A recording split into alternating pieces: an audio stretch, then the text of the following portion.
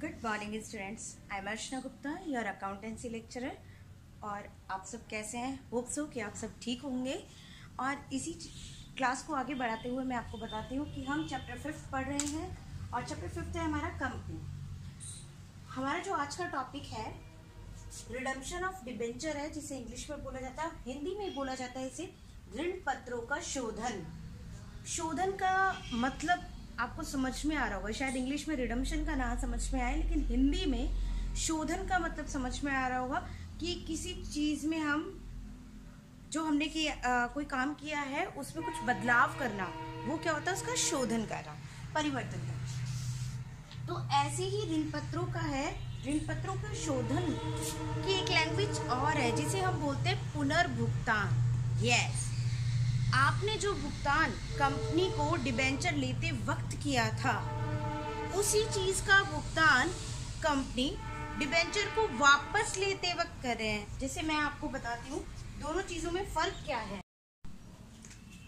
देखिए, शोधन को समझने के लिए आप ये कह सकते हैं कि शोधन इशू का बिल्कुल जस्ट अपोजिट होता है। जैसे इशू के टाइम क्या होता है कि कंपनी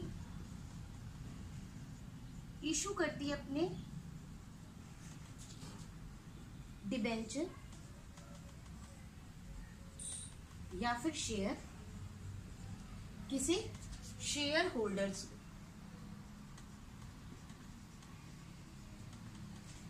यही है कि कंपनी इशू करती है डिबेंचर या शेयर होल्डर्स को, आप और लगा सकते हैं। और जस्ट ये केस क्या है, इशू का केस। लेकिन अगर जब शोधन का आता है, रिडम्पशन का आता है, वो जस्ट अपोजिट हो जाता है। उस केस में कंपनी ले रही है, रिडम्पशन कर रही है शेयर या डिबेंचर का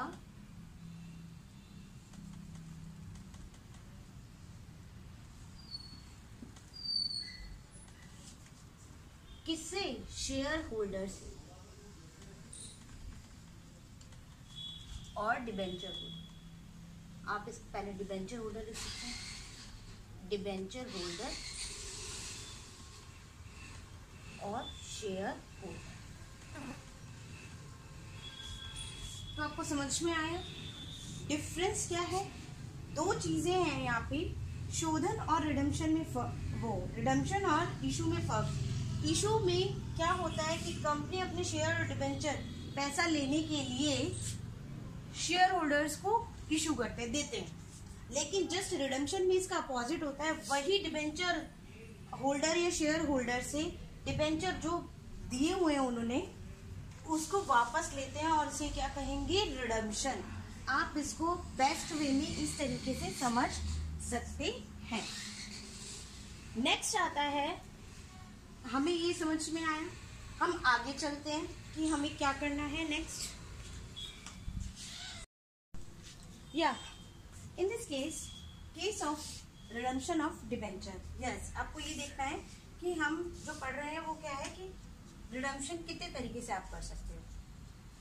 आप जानते हो कि जो इशू करते हैं डिबेंचर, वो हम 3 तरीके से करते हैं, एट पार, प्रीमियम और डिस्काउंट। बट जब रिडीम करते हैं तो सिर्फ 2 तरीके होते हैं, पहला एट पार और सेकंड एट प्रीमियम। अगर आपने एट पार पे इशू किया है तो भी आप एट पार और एट प्रीमियम पर रिडम्पशन कर सकते हैं। अगर आपने प्रीमियम पे किया है तो भी एट पार एट प्रीमियम पर आप रिडीम कर सकते हैं। और अगर आपने इशू डिस्काउंट पर किया है तो भी आप at par and at premium पर कर सकते हैं। तो इस तरीके से हमारे केसेस बनते हैं 6, और 6 केसेस के अलावा कोई और केसेस नहीं है जिसके अकॉर्डिंग हम रिडम्पशन को रिडीम कर सकें।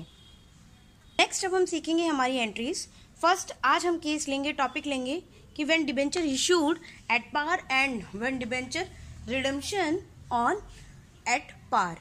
केस हमारा फर्स्ट होगा कि हम एट पार पे इशू कर रहे हैं और एट पार पर ही हम रिडीम कर रहे हैं। देखिए, accounting when debenture issued at premium and redemption on at premium, ये केस फर्स्ट है हमारा। 6 केसेस है हमारे, उसमें से पहला केस हमने लिया है। और लेखांकन जब ऋण पत्रों का निर्गमन समूल्य पर हो तथा शोधन भी समूल्य पर हो, एट पार पर दोनों चीजें हैं। इस टाइम देखिए क्योंकि मैं आपको बता रही हूँ कि अगर मैंने कोई शेयर इशू किया था, वो 100 रुपये का किया और वापस लिया भी मैंने 100 रुपये में ही है, तो क्या मुझे किसी भी तरह का लॉस या प्रॉफिट हुआ है? नहीं। आज भी, पहले भी वो वैल्यू 100 रुपये थी और आज भी वैल्यू कितनी है?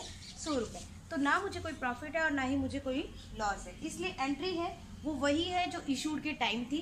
तो इशूड के टाइम हमारी 2 एंट्री थी। फर्स्ट थी bank account debit to debenture application और सेकंड थी debenture application account debit to debenture account. Percent मैंने यहाँ पे इसलिए लगाया क्योंकि अभी परसेंट हमारे पास कुछ है नहीं, लेकिन जो परसेंट हमें क्वेश्चन में दी होगी वो हम इसमें डालेंगे।